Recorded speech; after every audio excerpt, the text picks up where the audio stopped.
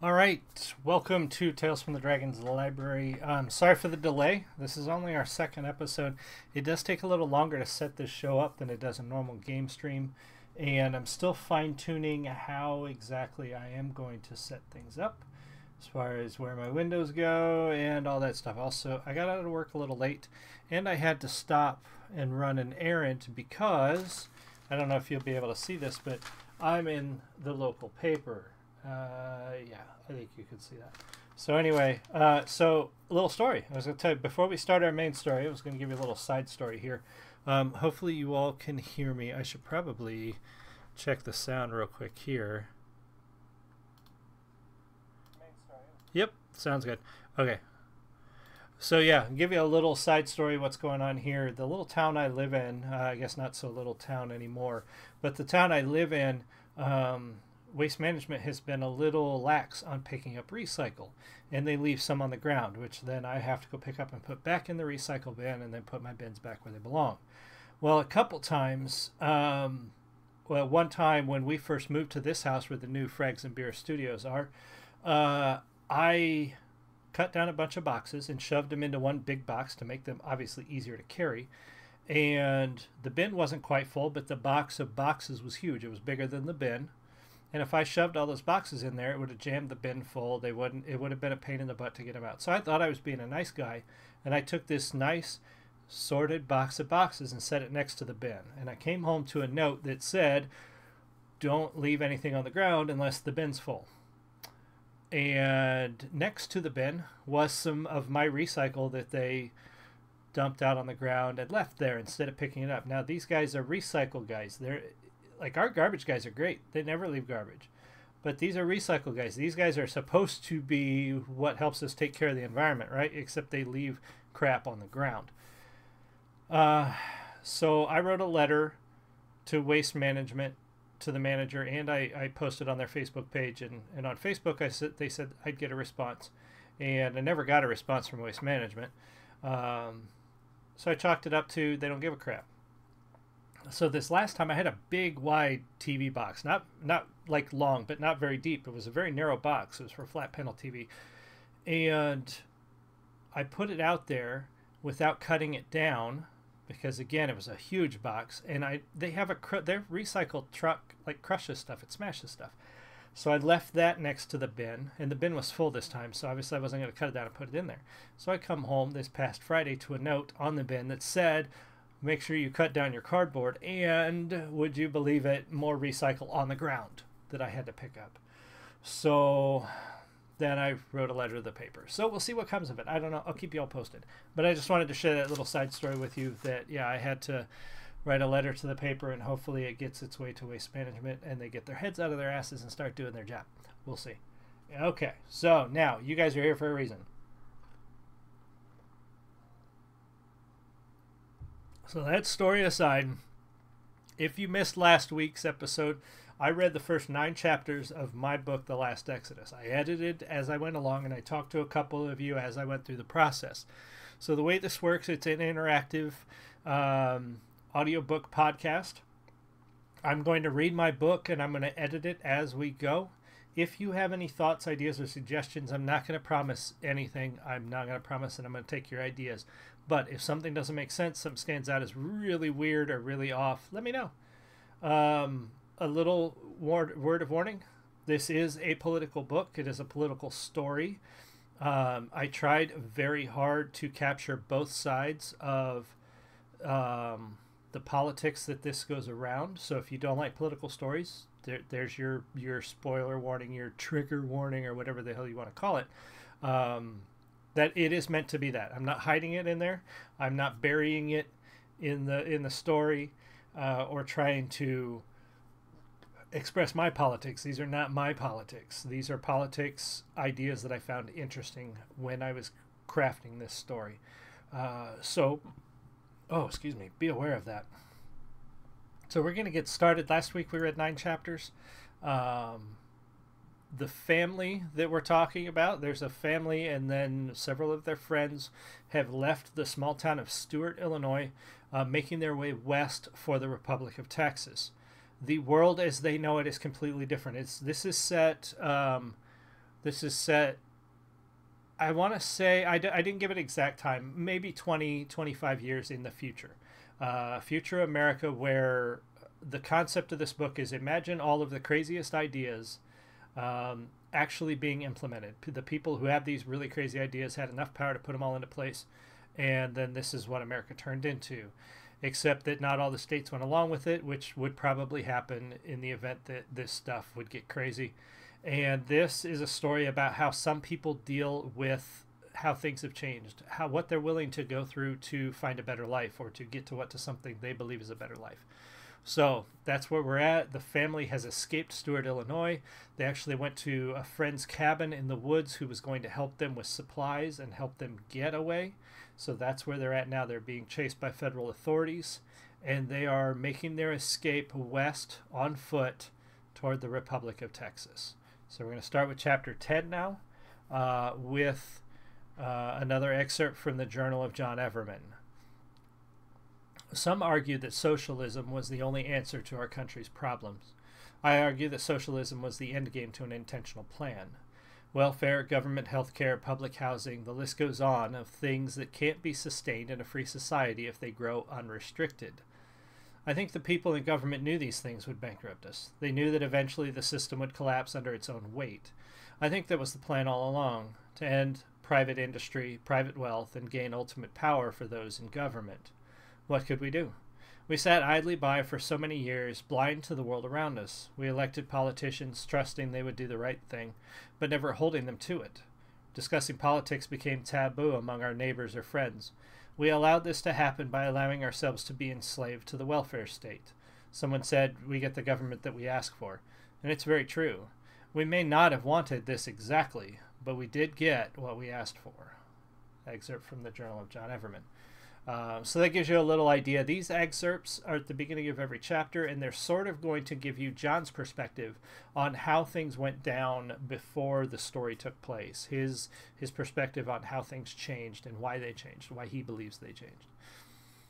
So now we're back with our family of refugees, our group of refugees fleeing to the Republic of Texas.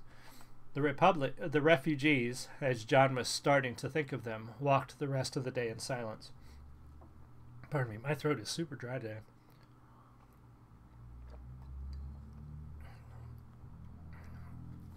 For the 54 members of John's group and their families, this was the end of their world. They left behind everything for the hope of a better life elsewhere. They had all agreed, though, even a slim chance in Texas was preferable to the life they had before. The area John was leading them through was hilly and heavily forested. People were helping each other, holding hands over fallen trees, lifting children over obstacles, and generally looking out for one another. Not because anyone told them to or because it was the law, but because it was best for everyone.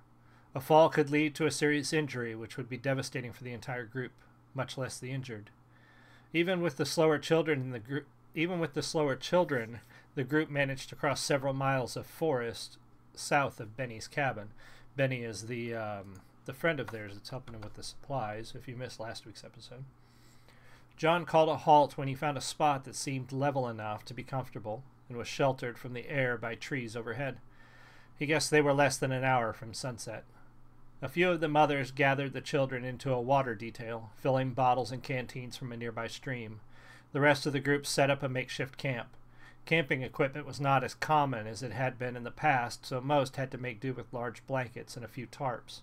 The 2 tents they did manage to find were used by the youngest children to make sure they stayed warm and dry.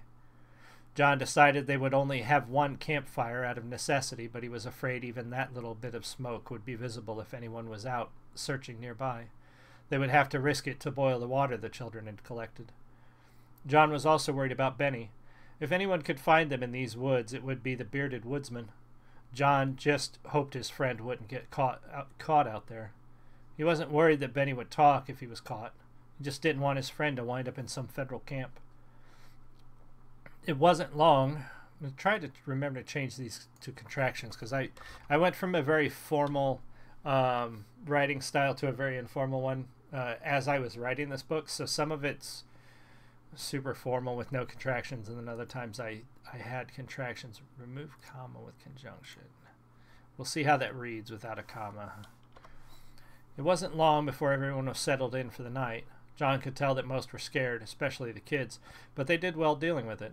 John tried to sleep but couldn't, and figured someone should keep watch. He sat with his back against a tree, looking out at the darkness. For a time, John imagined he was the only one in the world. He tried to turn his mind to the future, but he kept thinking on the days behind.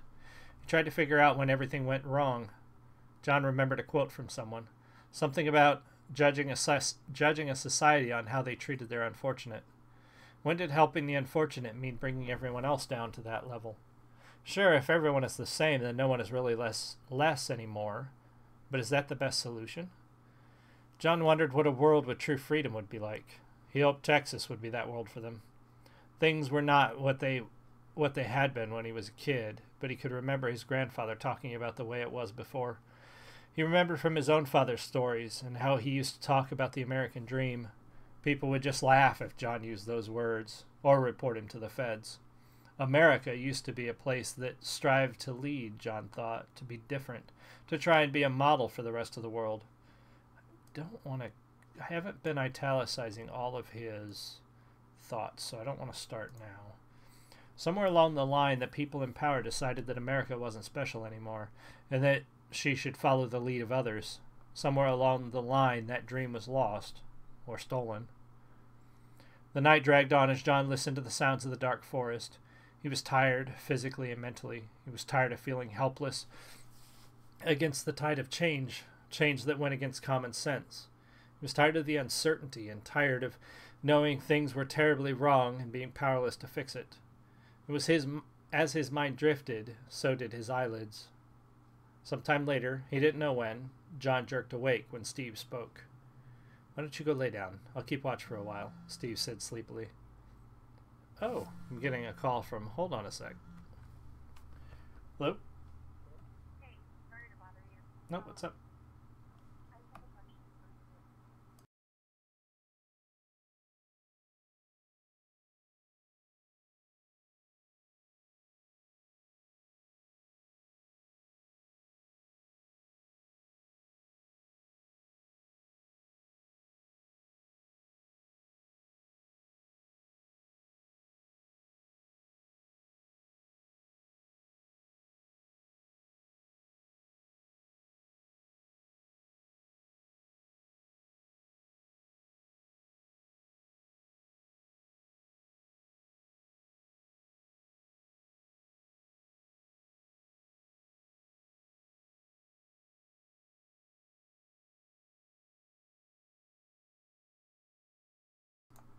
All right, sorry about that. Call from work, had to take it. Being a project manager sometimes means having to help out even when you're not working. All right, so let's see, where were we at? So Steve spoke. "Why don't you go lay down? I'll keep watch for a while," Steve said sleepily. "Sounds like a good idea." Steve reached down and helped John to his feet. "What's on your mind?" Steve asked as he saw John's troubled look. Do you ever get the feeling we're trying to plug... Do you ever get the feeling that we're trying to plug a dam? Do you ever get the feeling we're trying to plug a dam with our fingers? John asked. "What do you mean?" Steve asked. Let's change that. Steve returned. Doesn't sound good. There we go. "What do you mean?" Steve returned. "It just seems like more and more people want this." He waved his hand at the world around them. "People are fighting in the South," Steve started to say. "Only 4 states are fighting back," John said.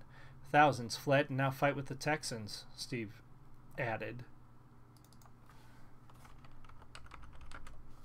John sighed and nodded. He took a drink from his canteen. "You're right," John said finally.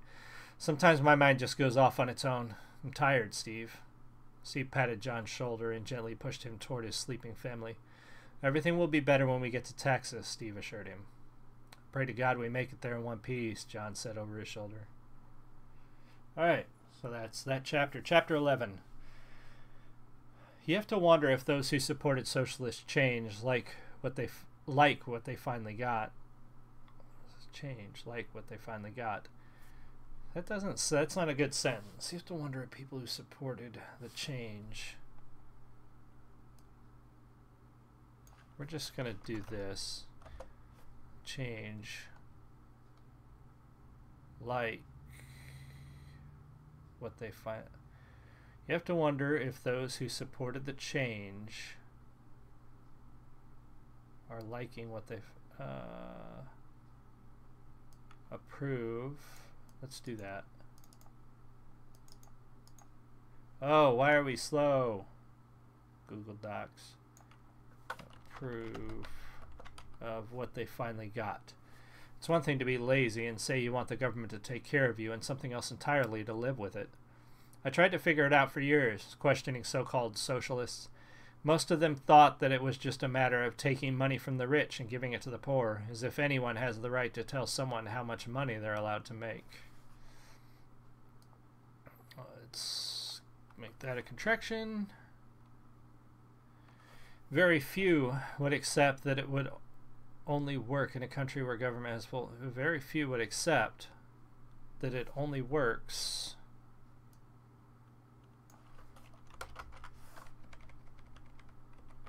in a country where the government has full control. They just don't realize that you can't retain your freedoms and have a government that takes care of you. Which that is, when I wrote this years ago, I wasn't actually quite as active online as I am now. And it is surprising the number of people who do believe that believe that you can be free and have the government take care of everything for you, which that is not possible. In order for the government to take care of you, the government has to control everything around you. You won't be free if your government is taking care of you all the time. They're going to have rules. It's the only way they can manage that many. There's no way they can manage that many people without having rules and restrictions and things you can and can't do with all of that you're getting. So the idea that you can be free, like some sort of, social utopia or communist utopia or whatever you want to call it, the idea that you can be free and have that is completely antithetical. You can't have both. You can't have it both ways. You will be a slave to the state if you let the state take care of you. Period. That's just how it's going to work.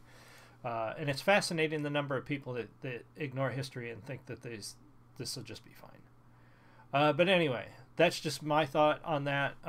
When I was writing this, it's funny how some of this stuff went from ideas that popped out of my head to things that people actually believe and say. And I was kind of surprised and scared as I wrote this. Some of the things that happened, some of the things that really happened, like there were things I wrote in this book that I thought were terrible ideas, and then people did them.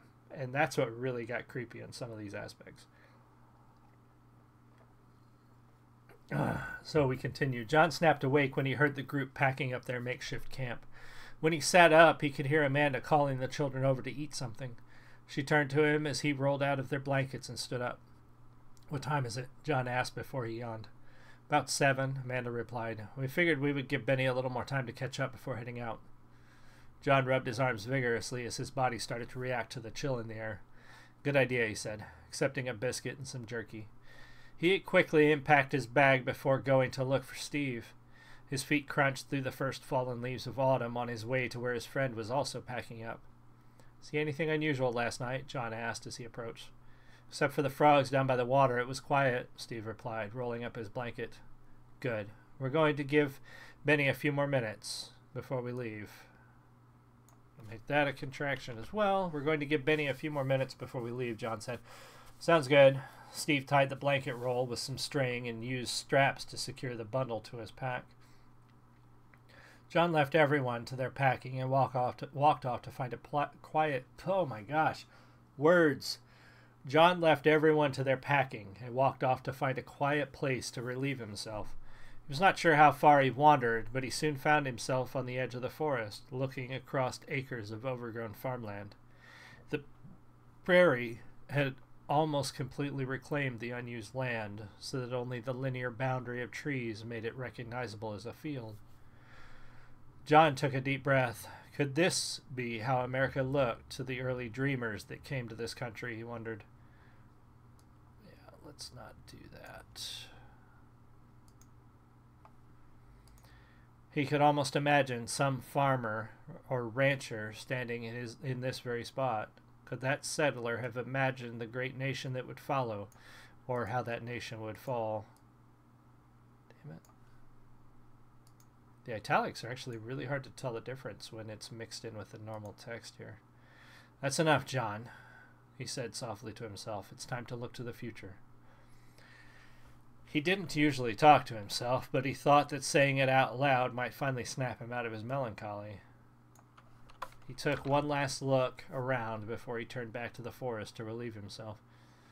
With the morning necessities taken care of, John returned to camp to get everyone ready for the long day. Everyone was packed up and anxious to leave when John returned. He wanted to give Benny a few more minutes to catch up, so he gathered some of the men and children together to sweep the campsite for garbage or other cast-offs.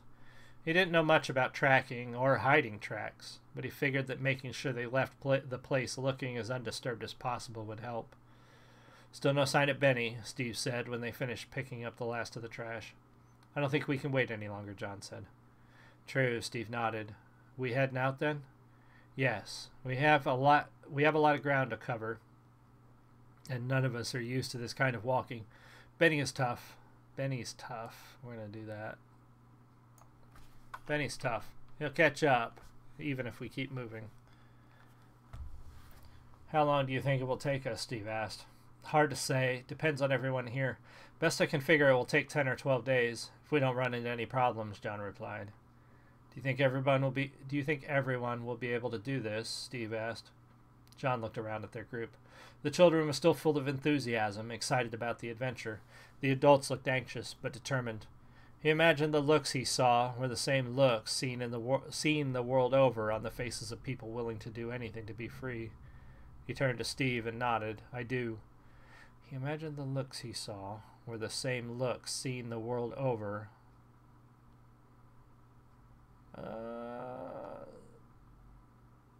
That's a weird sentence. He imagined the looks he saw were the same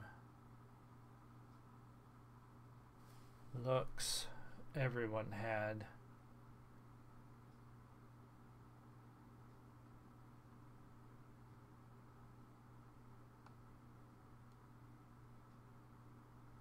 Seen on the faces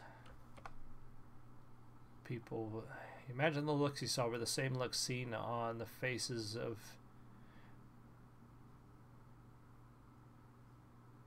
That is just a weird sentence.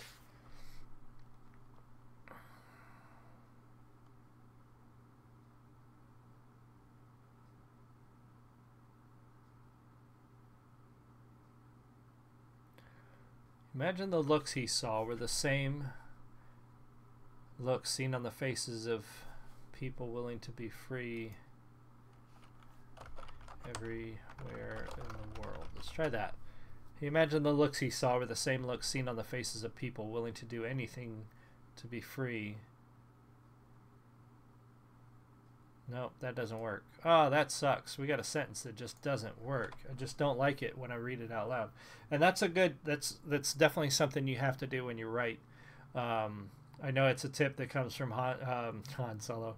Comes from Harrison Ford. It comes from a lot of authors, actually. He said it to George Lucas when he was reading the script for Star Wars. But really, read what you write out loud, like I'm doing now. Even if you read it to yourself, definitely read it out loud. Don't read it in your head like you're going to read it out loud. Actually read it out loud, because you'll find that things sound wonderful when you're imagining a voice in your head narrating whatever it is you write. But then when you actually try to speak it, when you actually enunciate the words out loud, things don't always work out the same way. So let's see here. He imagined the looks he saw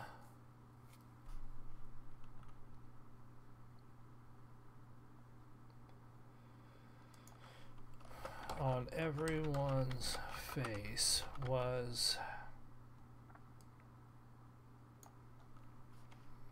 the same as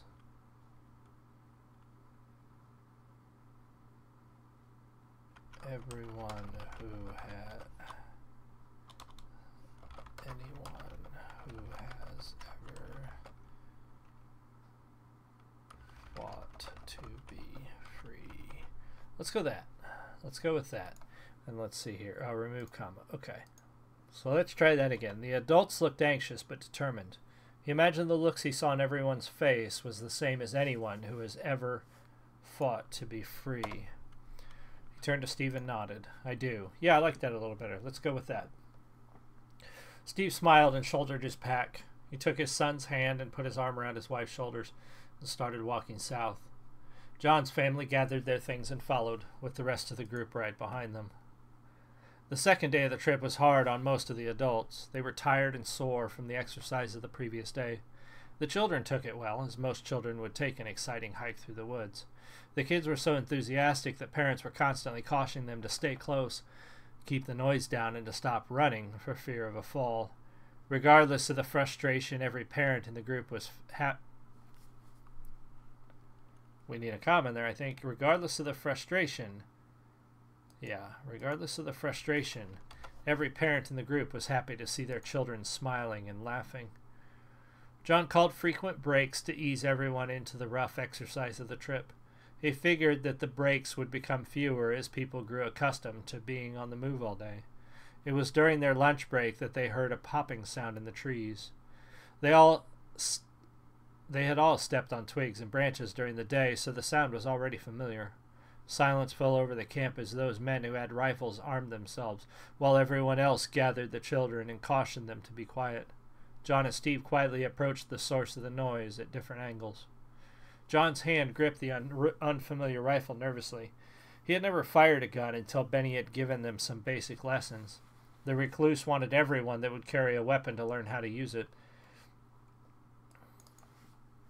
So a few had gone out to the cabin during the weeks leading up to their leaving. John checked again to make sure the safety was off and hoped that Steve remembered to do the same. Just as John started to wonder if he was going to have to use that rifle against another person, Benny stepped around a bush that grew between two trees that were in his path. Just as John started to wonder if he was going to have to use that rifle against another person,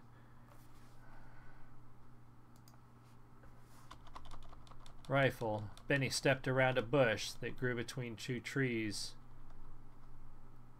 that were in his path. John and Steve both sighed in relief and lowered their weapons, resetting the safeties. Benny, you scared the hell out of us, John said, shaking hands with the bearded man. Glad you were prepared to handle me, Benny said with a smile. John looked down at the rifle in his hand. He was glad that he was ready to defend everyone so easily. He was also surprised to realize he had not really been scared so much as nervous. He clapped Benny on the back with a smile and started to lead them back to the others. How far did you take the van? Steve asked. I made it look like it broke down a few miles north on 97. Hopefully when the feds find the van, they'll think you went north. By the time they figure out their mistake, we'll have a couple days on them, Benny replied. When the three were within sight of the others, the group visibly relaxed. You want to eat something before we head out again? John asked. No, I can eat while we walk, Benny replied. John nodded, hoping that his group would soon build up the same endurance as the grisly recluse had. He signaled that it was time to leave, and the group gathered their things, made sure to pick up any trash, and started walking again. So we've already done that, so they gathered up their things and started walking again. We already did the trash pickup. Some limped or grimaced at the pain of cramped muscles. Oh, no, but they stopped. They stopped for lunch. They stopped to eat. He signaled that it was time to leave, and the group gathered their things, did one last look for trash, and started walking again. Some limped or grimaced at the pain of cramped muscles, but a mask of determination was the uniform of the day. John was proud of his friends. They may not have been as strong or resilient as Benny, but he was sure they would make it. The rest of the day was spent in silence, with only 2 short breaks before they stopped for the night. They had to cross several roads, some still used, but most showing signs of neglect. The roads that were free of overgrowth were crossed quickly, one family at a time. The tension was palpable every time they had to make a crossing. When they made camp that night, Benny approached John as he was clearing a place to sleep in the dark field. They hadn't reached another stand of trees since entering the long, vacant farmland, so it decided they were safe enough bedding down in the long grasses. "We'll be near Quincy tomorrow evening sometime," Benny said by the way of greeting. "Do you have a plan to get us to, do you have a plan to get us across the river?" "I hadn't put much thought into it, honestly," John replied. He knew they would have to cross the Mississippi eventually, but his sense of time and distance was not nearly as good as Benny's. "I didn't realize we were so close." We should probably try to get through the city at night in small groups," Benny said. "Sounds good to me," John replied. John returned. He was not one to argue an idea that seemed sound right away, nor too proud to take another's advice when it made sense. Benny nodded and returned to his own blankets nearby. John lay down and stared at the dark sky. He'd taken to trying to identify constellations when he had a lot on his mind. Tomorrow night would be a real challenge for them. The Mississippi was one of the only two major rivers they had to cross, but unfortunately it was the one with the fewest bridges. That meant passing through a city to get to the bridge, in this case Quincy. John knew Benny was right. Their only chance to get through was to split up and cross the bridge at night. He drifted off to sleep, thinking of all the ways this could go wrong. So, we're about to meet the group's first real challenge, and I've been told by a couple of people who have read this before and sort of given me some feedback and reviews, that I don't give them enough challenges, that I don't make it seem hard enough for what they're doing. So I'm going to try to find places where I can add more challenge and more suspense or more depth to the trip to make it seem like it's not quite so easy. I guess some people have said it was like a cakewalk, and there was no real sense of urgency or sense of that they might fail. So I need to change that a little bit, I think. We'll see here. Now my first opportunity to change that, I think, is right up here where they cross. I don't know if I can throw in the roads were free and overgrown. The tension was palpable every time they had to make a crossing. See, I'm wondering if I can throw something in here that's a little more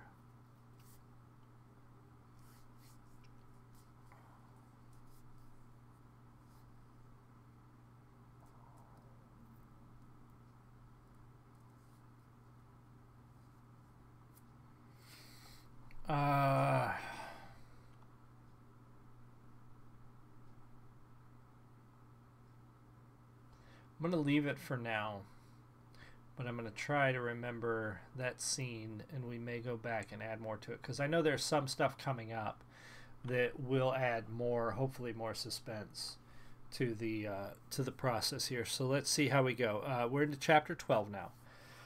The Selective Population Act. Now that was a piece of work.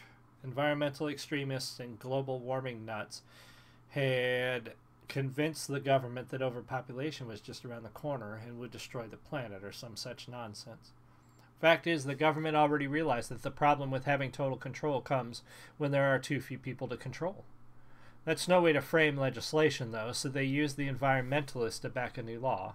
After it was passed, families were limited to one child, kind of like China. Once the child was born and safely home, the parents were expected to get sterilized. Thank God Thomas was born and Susan was on the way before the law was passed. I have to say, though, you look at your children differently when you know for sure they are the only ones you will ever have. Excerpt from the Journal of John Everman. And I know that some of this political stuff is getting really, or it seems like it's really digging into one side, but I do want to make it perfectly clear here and going forward that when I say extremists or progressive or what's some of the other words, alarmists, those people come from both ends of the spectrum. I quite firmly believe in the horseshoe theory idea that once you get closer to the ends of the ideological spectrum, those two sides begin to look very much alike. And that when some people read this book, and this is intentional, when some people read this book, they see only one side being attacked, they see only one side being supported, and they think that there is a side to this. Now, I've had people from both sides of the political spectrum feel that way about this book. I've had liberals tell me that this book attacks liberals too much, and I've had conservatives tell me this book attacks conservatives too much. And all I can say is thank you, because that's the point. So keep that in mind going forward. When one excerpt looks like it might be really targeted toward one group, keep in mind that, again, the idea of progressive, I believe that there are liberal and conservative progressives. I believe that there are liberal and conservative extremists and alarmists, and I believe there are nuts on both sides, and this is 100% a criticism of both of those extremes. So definitely keep that in the back of your head going forward with this book if you continue to watch or eventually read this yourself. All right, so jumping in here. Sir, we found something. The call came over the radio as Casey was driving back from a meeting in Peoria. Casey picked up the handset and keyed in. What is it? White van. Looks like a government work van, but the decals are torn off. It's broken down on 97 a couple hours north of Stewart. Matches the description of the one reported stolen from the Stewart maintenance office. All right, I'll head that way. Casey replaced the handset and reached behind the seat for a road map. He opened it as best he could without taking his eyes off the road for more than a second.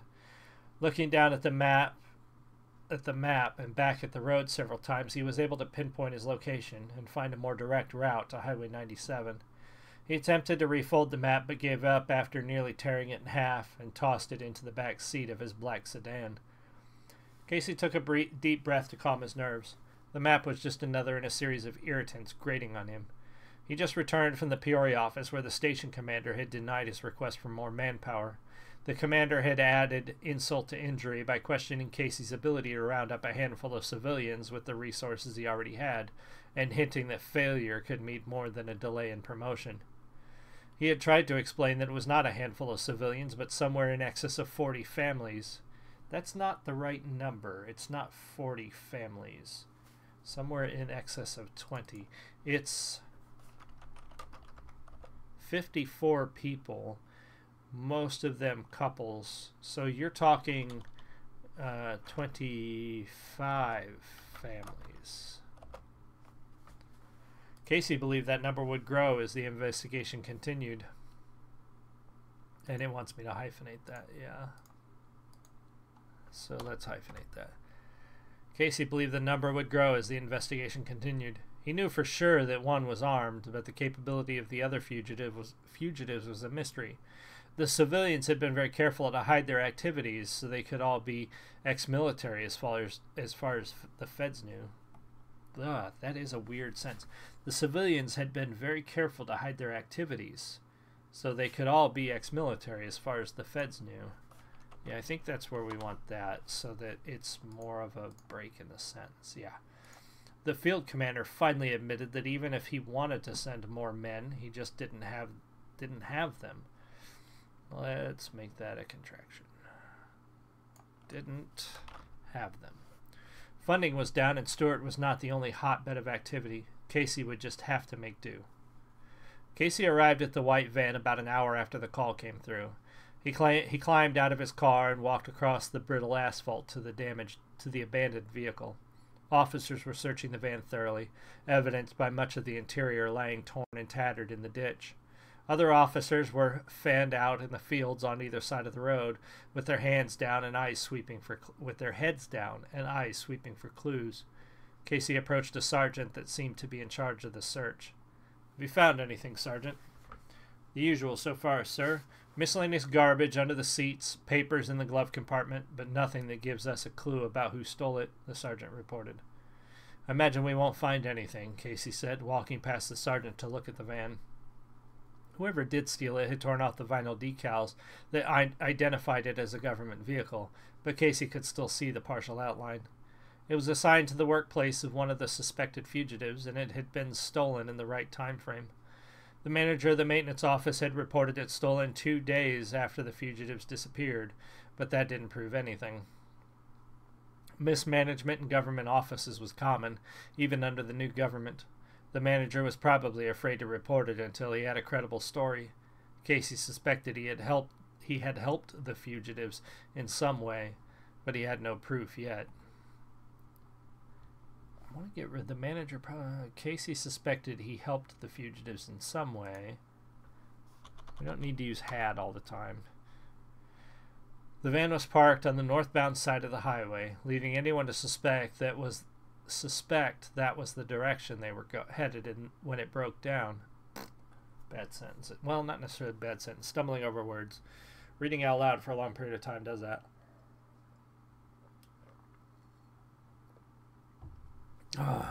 Check, see if you have any messages. I might have to get something else to drink here in a minute. Just checking. Okay.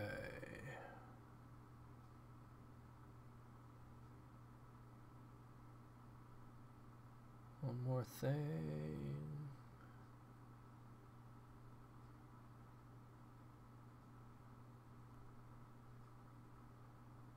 Okay. The van was parked on the northbound side of the highway, leading anyone to suspect that was the direction they were headed when it broke down. The keys were still in the ignition, and there was gas in the tank, but the hood was open. Was this open when you arrived? Casey gestured to the hood. Let me check, the sergeant said. He looked around, attempting to locate another officer. Foreman, come over here. An officer that had been searching the ditch on the opposite side of the road looked up and crossed the highway. Foreman was the first one on the scene, the sergeant explained to Casey. He turned to Foreman when the officer got closer. Was the hood open when you found the van? Yes, Sergeant, and the keys were in the ignition. The sergeant nodded and then gestured back to the ditch. Foreman had been searching. Carry on, then. Sergeant turned back to Casey, but the lieutenant was already over in front of the van, looking under the hood. The sergeant shrugged and went back to overseeing the search. Casey looked at the engine. He was no mechanic, but it was easy to see the problem. The thick hose from the top of the radiator to the engine was dry and cracked, and there was a convincing tear in the hose. He crouched down and looked under the van. The pavement was dry, but there was a telltale neon green residue in the road. Best he could tell was that whoever had taken the rundown vehicle had thought it would get them wherever they wanted to go. They had headed north, but the van had finally succumbed to neglect. They had abandoned it.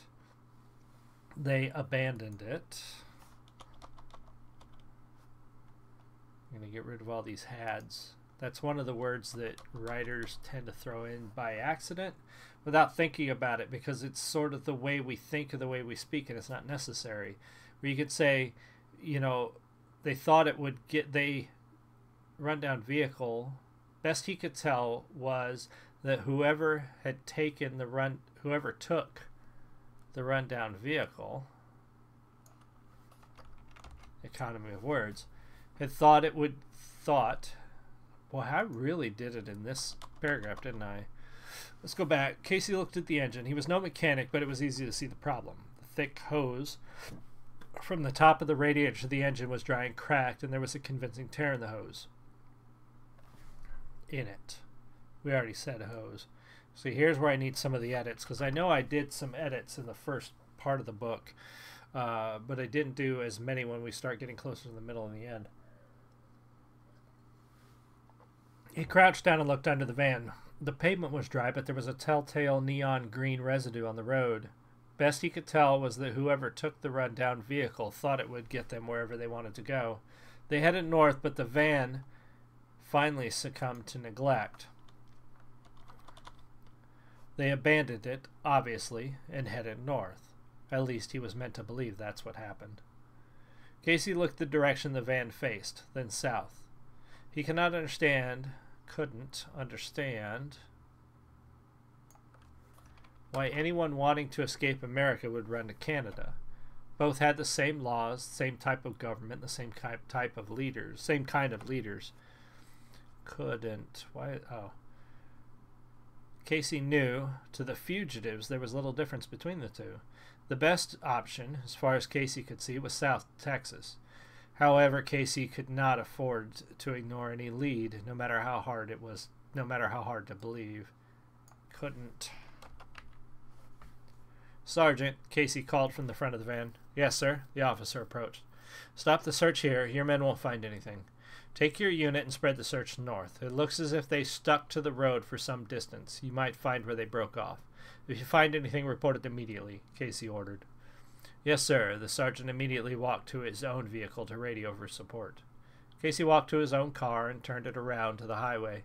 He headed back to Stewart, already formulating a new plan to spread his 2 remaining squads out to search south and west of the town. He figured something had to turn up soon. That many people couldn't just wander across the country without someone noticing. Okay, I'm starting to get dry, and I'm almost out of beer. Give me 2 minutes. I will be right back. I'm going to go... Oh, mixer is freezing up on my computer.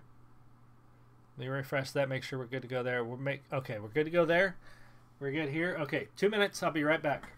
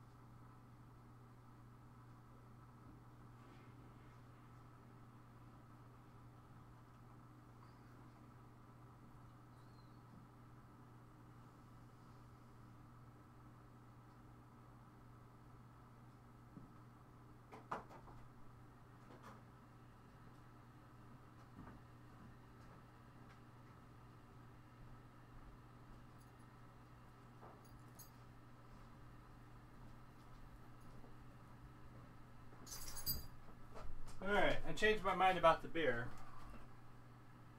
If you can hear me.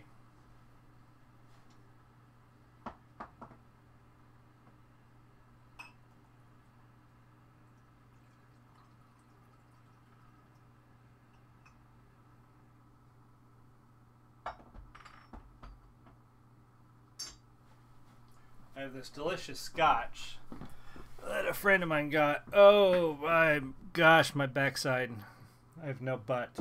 Sorry about that.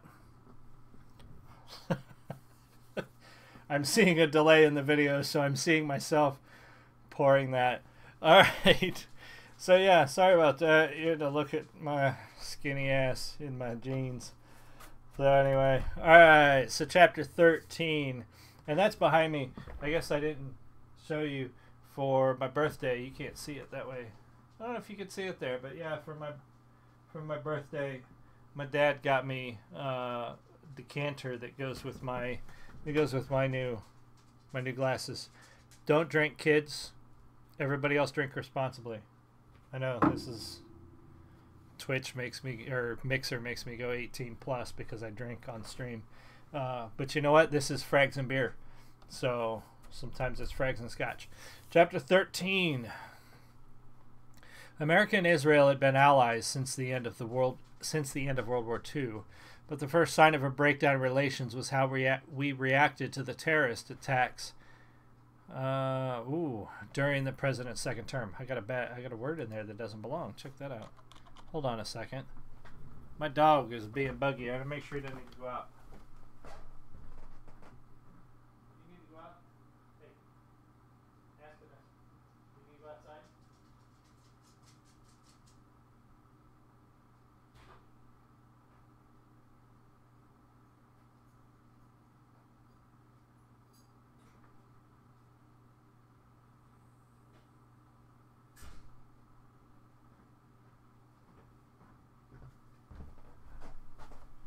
Sorry about that. The dog's getting a little old. I got to make sure that he goes out at a regular time, or we may have accidents. Okay, so anyway, but the first sign of a breakdown in relations was, let's take that, let's make this 2 sentences.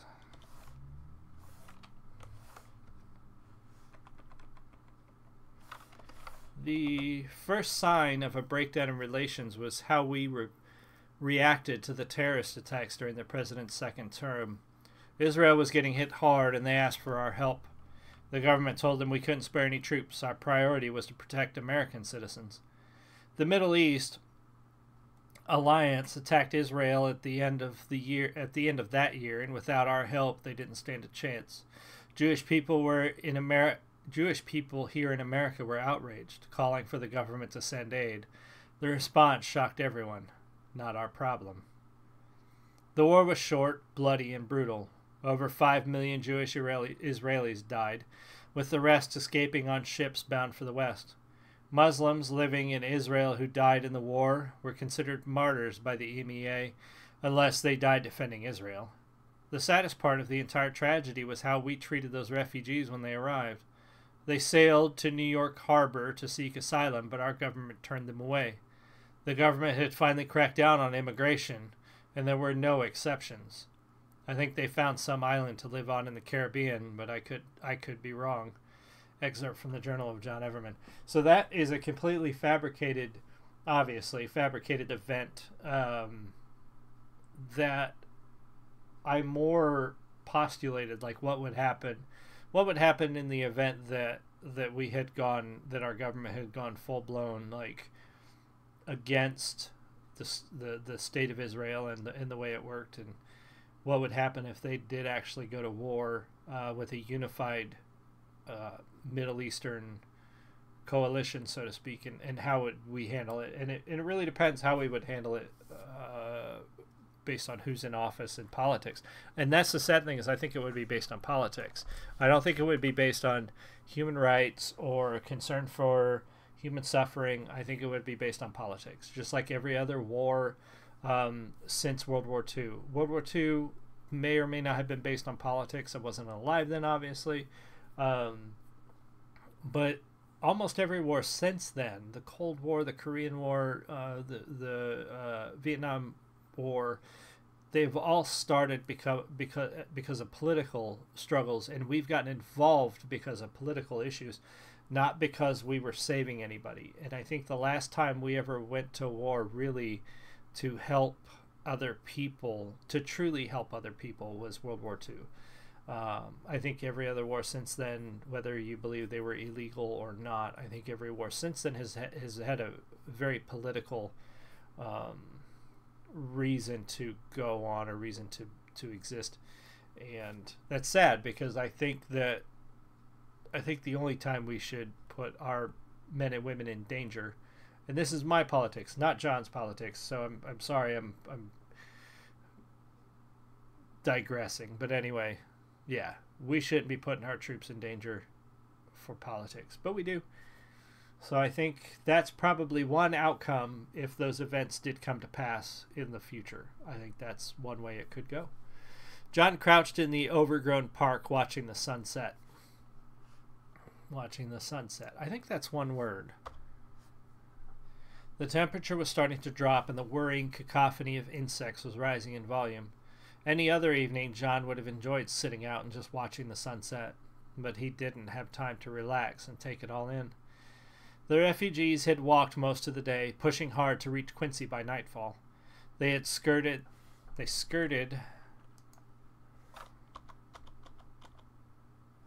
the north end of the city to one of the riverside parks that had been abandoned years before. It provided them with the perfect hiding place until it was dark enough to attempt a crossing.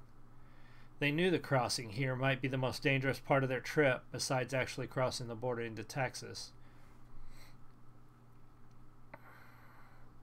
John knew there was little choice in the matter. They had to cross the river, and Quincy was the only bridge for miles. Hannibal was the only other choice, but the city was larger, which would be more dangerous. John had gone over his plan with Amanda, Steve, and Benny while everyone was settling in to rest before the crossing. We'll go first, John indicated the two men. We'll make sure the bridge is clear. Wouldn't the rail bridge be less likely to be watched? Steve asked. I looked, Benny said. He'd gone ahead to scout the crossing before the group got to Quincy. Collapsed, the bearded recluse said with finality. The line probably hasn't been used in years, John said. Right, so we go first in case it's guarded, Steve said. Yes, and it most likely will be after the bombings a few years back, John added. They went over the rest of the plan quietly and then settled in to get a little rest. John, of course, couldn't relax to save his life. Just as the sun touched the tops of the trees to the west, John started to wake people up. I think John is already the subject. He started to wake people up. Yeah, he's already the subject of this paragraph. We don't need to say his name twice, I don't think. Just as the sun touched the top of the trees to the west, he started waking people up. You know what to do? John asked Amanda as she was rolling up the kids' blankets. All right, dog barked. Be right back.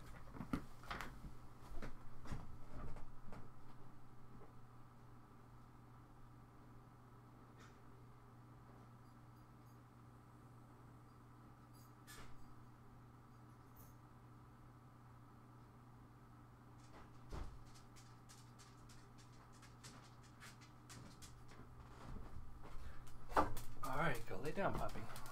Go lay down. Okay. All right. Yes. 20-minute intervals. We go south through the park quietly as possible, then over the bridge. You three will be waiting on the other side. Amanda recited the instructions.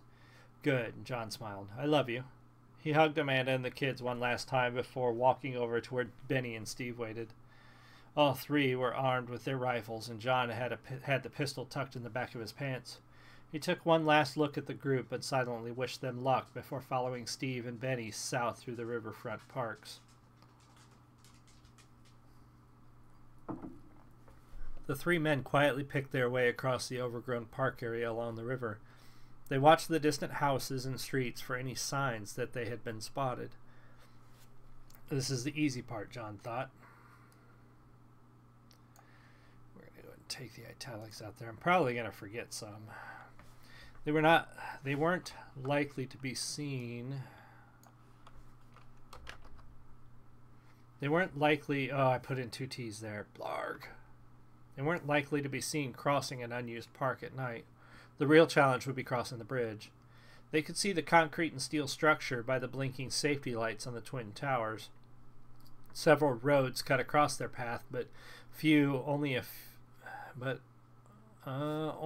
few streetlights were lit. The pavement was broken and overgrown from neglect, but was still open ground with no cover,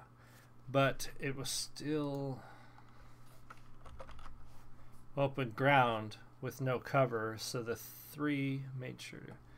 All right, hold on. Blinking, several roads cut across their path, but only a few streetlights were lit. The pavement was broken and overgrown from neglect, but it was still open ground with no cover, so the three made sure to cross one at a time and as quickly as possible. I'm gonna end that sentence there. The three made sure to cross one at a time and as quickly as possible. I've been told one of my flaws by a couple of authors who have critiqued my work is that my sentences are too long, and I'm trying very hard. It's the way I talk. I talk really fast sometimes, and I jam a lot of thoughts into one, or a lot of words into one thought, and don't tend to take a lot of breaks when I speak. So I think that comes out of my writing. It's very challenging for me to cut my sentences down.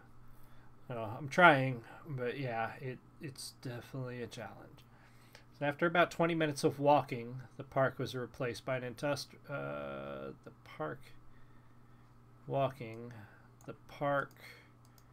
Yeah, that sentence doesn't work. After about 20 minutes of walking, the park ended, and they entered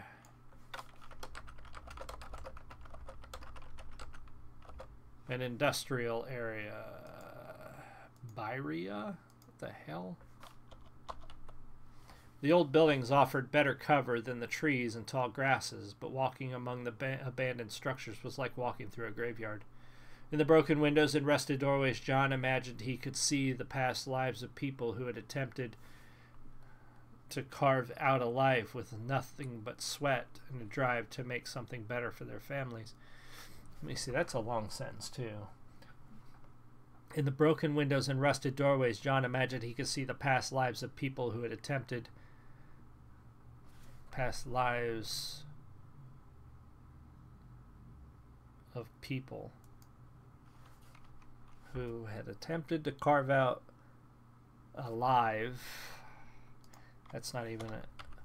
With nothing but sweat, the drive to make something better for their families.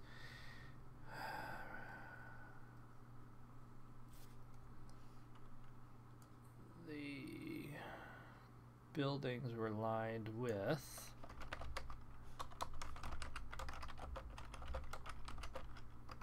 broken windows and rusted doorways. John imagined he could see the past lives of people who had attempted to carve out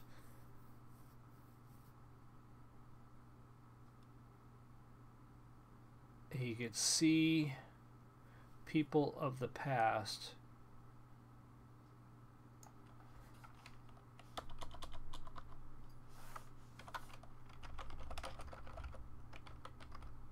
who had attempted to carve out a life with nothing but sweat and a drive to make something better for their families. Ghosts of an era where work had value.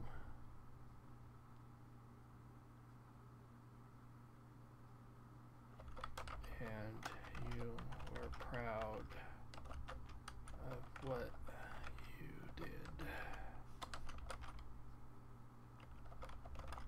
and you were proud of what you did for a living. Ghosts of an era where work had value, and you were proud of what you did for a living. As they neared the bridge, John realized he had made a slight miscalculation. The bridge was elevated, and there was no way to access it as close to the river as they were. They would have to they'd have to walk. Let's go ahead and get rid of wood.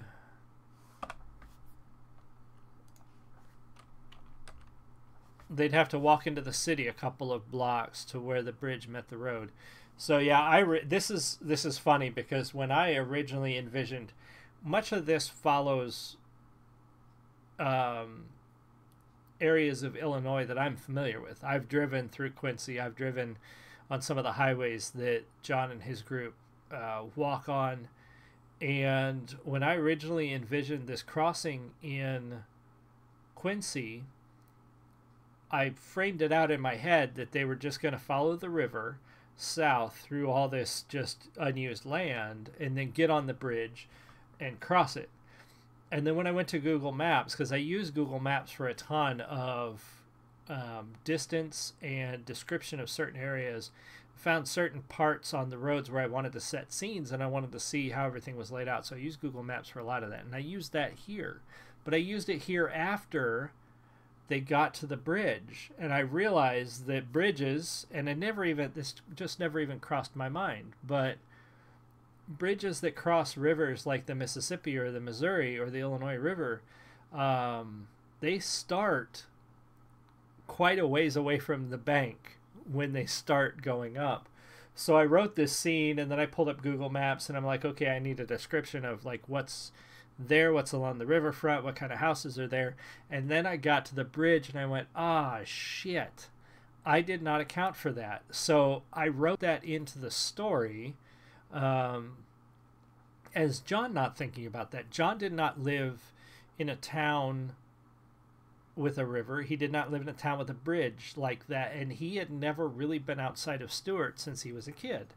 So I wanted to use my own oversight as John's own oversight, because John would not have been to Quincy ever, and if he had, it would have been a long time in the past. And so he would not have accounted for that because it just didn't cross his mind, because it didn't cross my mind, and I have been there. So how would John know? Like, if John had never been there, how would he know something that I couldn't even remember right off the top of my head? So when I got to this scene, or actually when I got to the next scenes where they have to cross the bridge and I started writing it, I realized I screwed up. So rather than rewrite the entire chapter with John being smarter than that, John having that in the back of his mind, I said, well, he's got to make mistakes. So I went back and I rewrote this paragraph rather than rewrite the entire chapter, just to add that John realized his mistake. And then I had to proceed to write how he would modify the plan, how he would overcome the mistake, how would he fix it, and make sure that, because he's already given the plan to everybody else, he's already told everybody, follow them through this area, get on the bridge and go, and he's starting to realize now that's not going to work, and he can't go back and tell the group the new plan. He's got to come up with something on the fly. So that's sort of what I went with here, and why this scene works the way it does. This was entirely unintentional, and I had to adapt to my own oversight when I was writing this scene. So that's what's going on here. That's what's about to happen, is you're about to see me correct my mistake through John's perspective, so to speak. So they'd have to walk into the city a couple of blocks to where the bridge met the road. And that's very true. If you look at Quincy on Google Maps and you look at the bridge that crosses the Mississippi River there, that bridge doesn't start for a couple blocks into town, and John and his group right now are down near the bank of the river, so they can't just get on the bridge at this point. Guys, the bridge, John said softly. They stopped, and Steve looked up at the bridge. We're going to change that. The structure. Benny simply nodded and turned back to John. The street probably meets the bridge 2 or 3 blocks in, Benny said. There was no accusation in Benny's eyes or voice, simply an acceptance of the mistake for exactly what it was. Kind of like me, just accepting my mistake for what it was. It's going to be dangerous. That's going to be a dangerous 2 or 3 blocks, Steve said. Chances are it's only businesses along that road. No, that should be a contraction, right? Change commonly confused word. It's not. Chances are it is. It's window or word. You're stupid. Shut up. Chances are it's only businesses along that road. They should be closed up for the night, Benny assured them. Let's hope so, John said. One curious citizen could end this entire trip. They stood in the shadows of a building at the pier near the bridge. They stood in the shadows of a building at the pier near the bridge while they discussed the change in the plan. At one time, the building had been part of a marina by the looks of it. It seemed to have suffered the same fate as all other unnecessary diversions. Time and neglect were evident in the sunken roof and the peeling paint. Several pieces of the floating wood and concrete dock were rotted and lying half submerged. If any boats were left, they had long ago succumbed to a watery grave. John nodded as he came to a decision. We can't afford to have anyone stop here too long trying to figure out where we went. Steve, you wait here. I think Todd and Cindy are in the group behind us. Leave Todd here to point everyone else to the beginning of the bridge and explain the situation. You'll find a place out of sight near the ramp and point people up the bridge. You'll find a place out of sight near the ramp. No, that doesn't sound right. Then find a place out of sight near the ramp and point people up the bridge.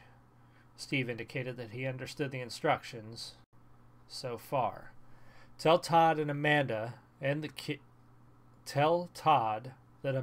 kids are in the last group. You two come across with them. John and Benny shook hands with Steve and started walking along the underside of the bridge into town. Their luck seemed to be holding as they entered the commercial district of Quincy. It was just after curfew, so the streets were deserted and the businesses closed. No houses lined the streets, so the two made it to the ramp with no signs of alarm. With their ears tuned for the sound of sirens or shouts, and eyes scanning everything, the two started up the bridge. To their relief, everything was silent but for the sound of nocturnal insects in the river below. So far, they didn't see a booth or lights that one... So far, they didn't... I think we're going to have to edit this sentence. So far, they didn't see a booth or the lights that one would expect to see if the bridge was guarded.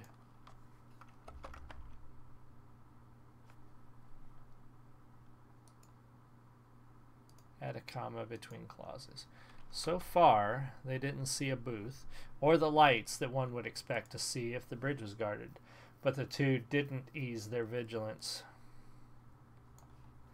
Once they reached the point of the bridge that was just above the pier, John looked over the side. He could just make out someone he guessed was Todd talking to the next group that would head for the bridge. Just then they heard a sound they had dreaded their entire journey. The steady rise of sirens blaring in the distance. John looked down toward the marina to see Todd and the others duck behind one of the buildings in the dim moonlight. Benny ducked down on the bridge, looking into the town of Quincy anxiously. John crouched down with him, and a few moments passed as they waited, straining their ears. It sounded like more than one squad car, but with the way sound echoed off the buildings, it was hard to tell. The two men on the bridge could just make out the next group running hard up the road in their direction.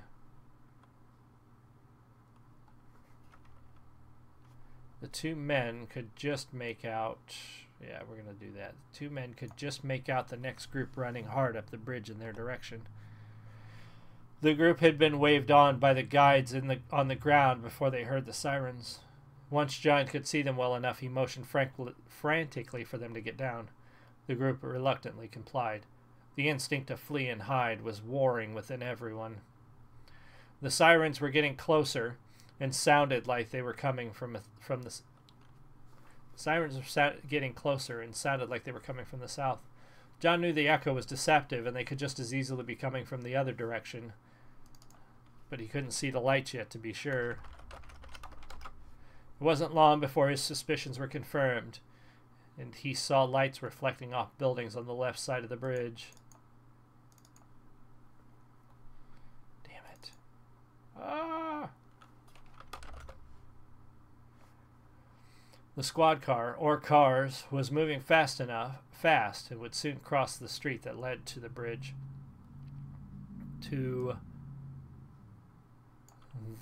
their hiding place. John waited, his sweaty hands gripping his rifle tightly. He wasn't sure that what he was prepared to do, but at this point he hoped he was prepared to do anything to get the refugees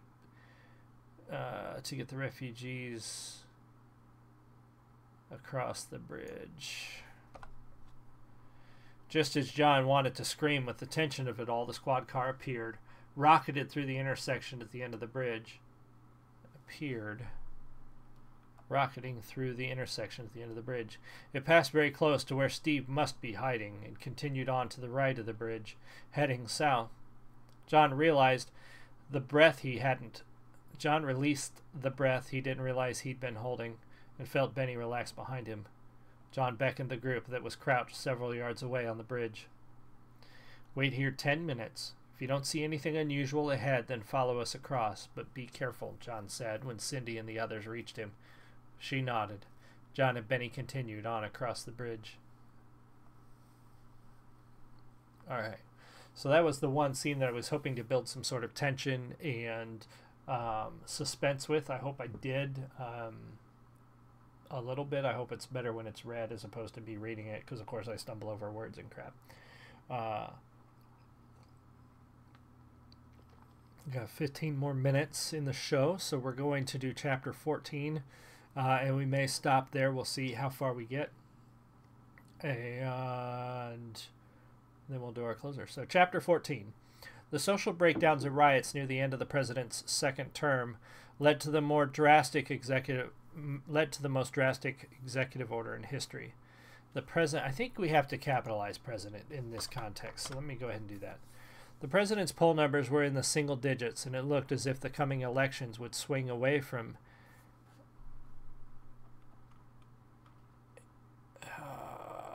him and his party.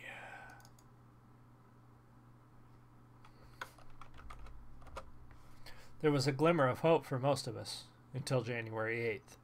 The president signed the executive order that gave him emergency powers and halted all national elections. With a stroke of a pen, the president was secured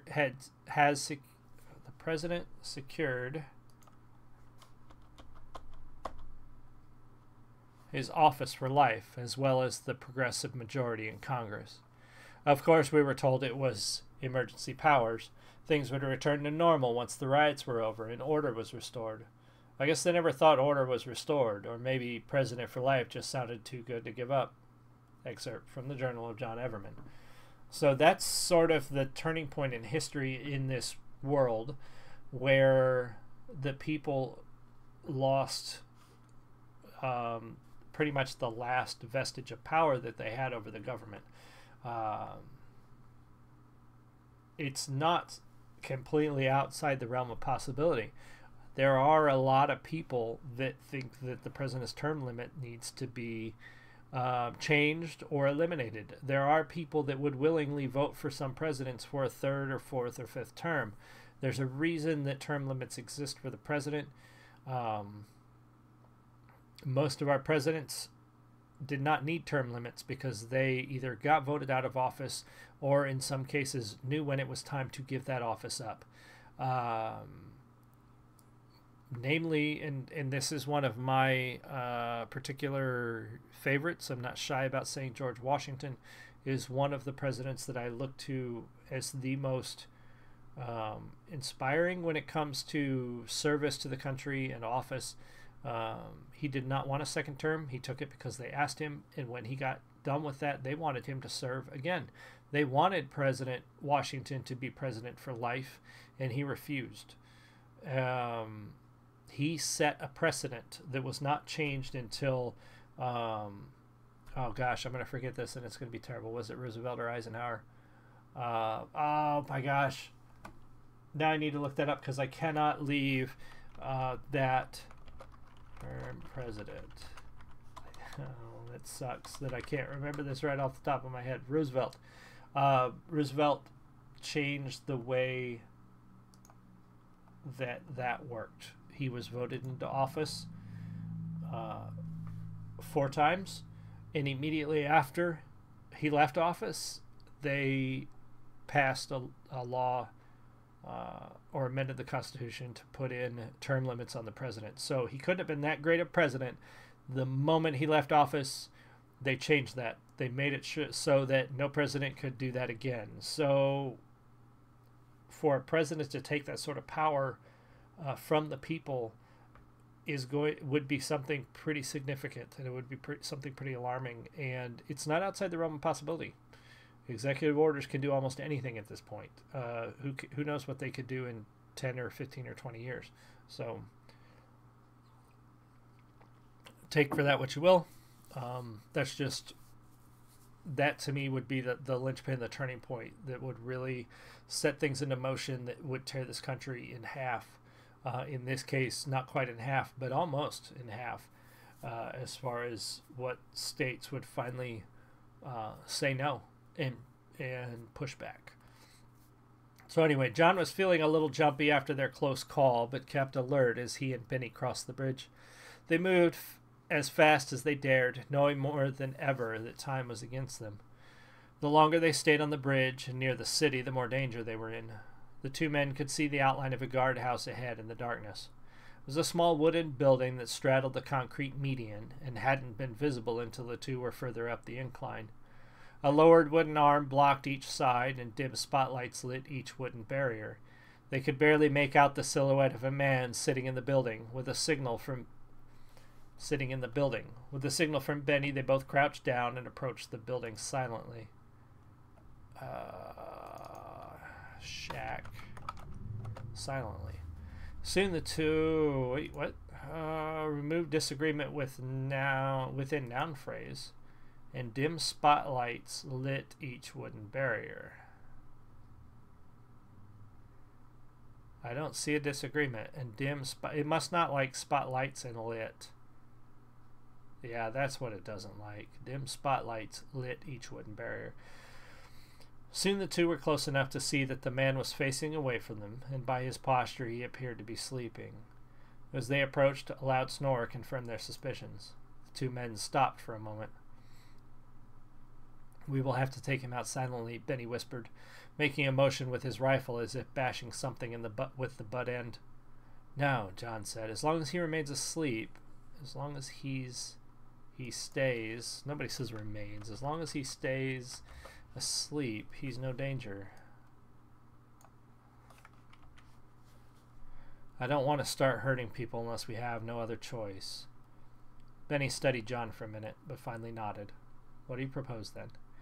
"You stay here and watch him. Make sure the groups that pass are as quiet as they can be. I'll continue across to make sure the rest of the way is safe." Alright, so we're splitting up the party. Splitting the party, like this is a D&D game. We're splitting up the group even more so. So we started with 3 going to the bridge. And they left Steve behind to help direct people to the new location. And now we're leaving Benny at the guard shack to help get people through quietly, and then John is going ahead by himself. "If the guard wakes up before we all cross?" Benny asked grimly. John sighed, looked at the guard, and then back at Benny. "If he wakes up, do what you have to do to ensure our safety." "Fine." They both walked softly toward the guard station. The guard was asleep in his chair, a couple of national news in his lap. Benny posted himself close to the building so he could keep an eye on the guard and watch for their people.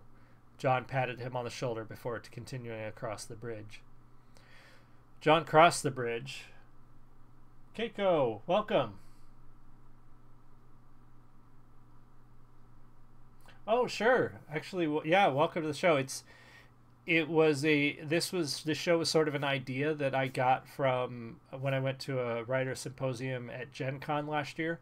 Another writer had done this, and he said he got a lot of good feedback, so I thought I would try it and see if I could make myself actually focus and sit down and do this, if I scheduled it regularly, but also if I could get some good feedback. So yeah, by all means, there's one previous episode on the network, so if you go to the Frags and Beer channel, Frags and Beer Network channel on YouTube, there's an episode from 2 weeks ago, or last week, I can't remember which.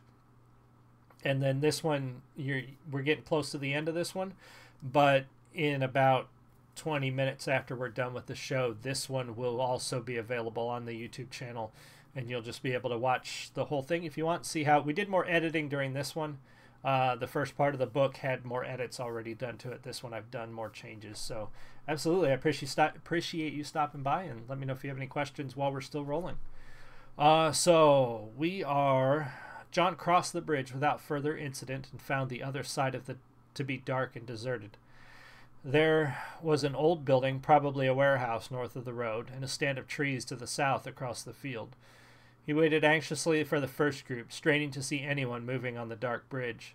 Alone, in the dark, it was... See, I use dark. I want to try to avoid, and this is a good thing to avoid, especially reading your stuff out loud helps. When you start to repeat yourself, use the same words in the paragraph to describe things, you want to try to find, obviously, other words. So I think we're just going to change alone in the night. Alone.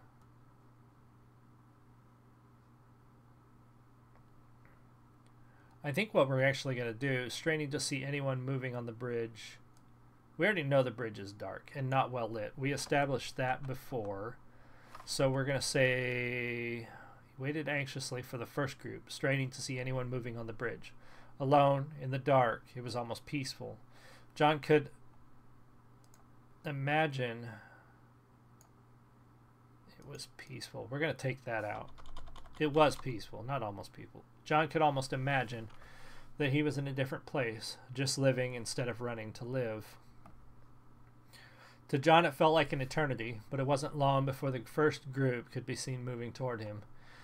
When they reached the end of the bridge, he directed them to the trees south of the highway. Everyone was nervous, but seemed to relax as he greeted them at the west end of the bridge. John was trying to keep track of how many he had crossed, but he was tired and lost count after a while. When he guessed they were coming to the last of the refugees, he stopped One of the groups. Yeah, we got a bad word there. He stopped one of the groups. How many more behind you? John asked. I think just 2 more, a man named Jeremy replied. The Smiths and their group, and Amanda and hers are all that's left. John nodded and waved them on to the trees. He didn't like how long it was taking, and a small part of him was regretting putting Amanda in the back of the line. He pushed those feelings down, though. He had to think of everyone, and as far as he was concerned, Amanda was the best choice to make sure each group left the park on time, and those remaining stayed undetected. He kept telling himself that everything would be fine, and he shouldn't worry. 2 sounds shattered the calm night and nearly stopped John's heart. First, an alarm went off, punctuated by a bright, pulsating red light at the middle of the bridge. The alarm was followed immediately by a loud bang. I'm going to change that word. That gunshot doesn't sound like a bang. A loud crack that echoed through the night. John only knew it was a gunshot because of the practice Benny had put them all through, but the sound seemed somehow louder and more sinister hearing it then. He could feel his whole world turning upside down as he raced for the bridge. John was met halfway to the guard station by the Smiths group. Mrs. Smith had a guilty look on her face as she tried to calm her fussy baby. Sorry, John, Mr. Smith said. Don't worry about it. Just get to the trees south of the road, John said, waving them on. He grabbed Carl, who had been part of the group. What happened? John asked as the rest were out of earshot. He already had a pretty good idea, but he needed to hear it from someone else. The baby started crying, Carl said. I guess the guard woke up and pushed the alarm when Benny was trying to help them. Benny didn't hesitate when the Fed reached for his gun. Carl looked a little sick as he said it. He shot the guard once and then yelled at us to run. John squeezed Carl's shoulder and told him to get to the trees with his wife and the rest. He ran the rest of the way up to the He ran the rest of the way to the middle of the bridge. Benny was crouched near the guard shack, looking toward the city. Do you see them? John asked. He was straining to see the last group of refugees that should be coming up the bridge. Benny looked at him as if expecting questions, but John didn't ask. He could hear police sirens cutting through the cool night air and knew this was no time for second-guessing. No, they should be near the ramp, but with the sirens I doubt any of them would want to try and cross, Benny replied. The refugees had been on the road a couple of days, but that moment made it all much more real for him. John wasn't sure if he had been naive or just too optimistic, but he never actually believed they might have to hurt someone. He'd been through all the practice like everyone else, but to him it had all been in case they ran into trouble. He stood up and held out his rifle for Benny to take. It will be easier without this, John said. What are you doing? Benny asked. Don't wait for us. Everyone's in the trees. We're going to change this to a contraction because it sounds smoother. Everyone's in the trees south of the highway across the old field. Get to them and keep going. We'll catch up.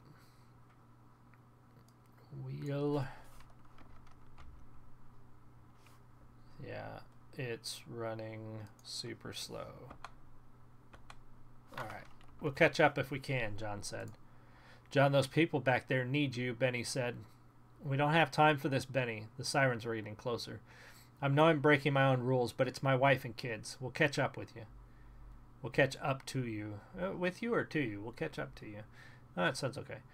Benny nodded and held out his hand. John shook it firmly and gave the bearded man his rifle. Did he already do that?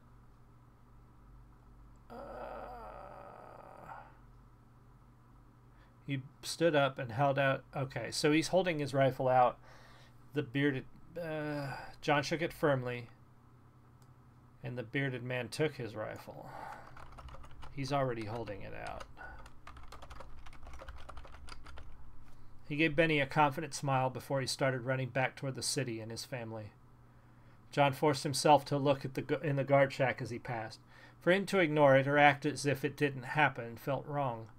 The man inside was slumped against the wall of the shack and had slid to the floor. John was no expert, but from the peaceful look on him, the shot had been clean and the guard had died instantly. John wondered if the man had a family. He knew they'd be taken care of, but he still felt guilty that their path had crossed his and circumstances had led to that fatal moment. He imagined soldiers felt the same way, even when it's the enemy you're fighting.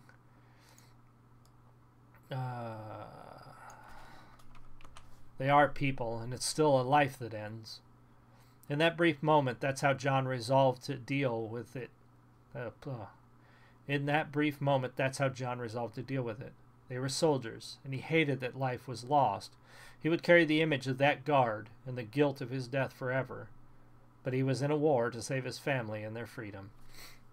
So we're going to... Yep, it's 6. Okay, so we're going to end right here. And I'm going to mark this chapter for next episode.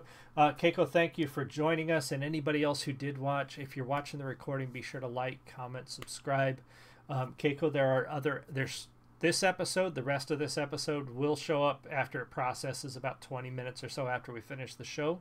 And then last episode, the episode 1 of this particular series, is on Frags and Bear Network on YouTube. You can find it there. Thank you so much. I really appreciate it.